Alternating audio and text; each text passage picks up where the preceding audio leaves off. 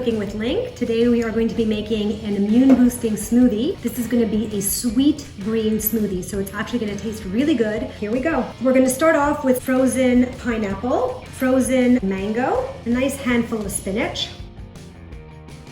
I'm going to squeeze just a little bit of lemon in here. Kiwi, just going to scoop it in. About half a teaspoon of grated ginger. 1 tablespoon of our in-powdered. And just some water to help it mix a little bit. So I'm probably gonna add about a cup to a cup and a half water. And we're gonna mix it. And there you go. So we just pour it right in.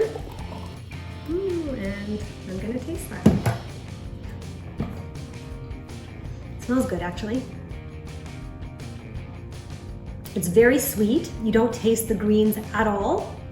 It tastes lemony and sweet. It's actually really, really good. I think even your kids would drink this. It's that good. So enjoy. Please like and subscribe and share our videos and try it out. Test out this recipe and let us know how you like it.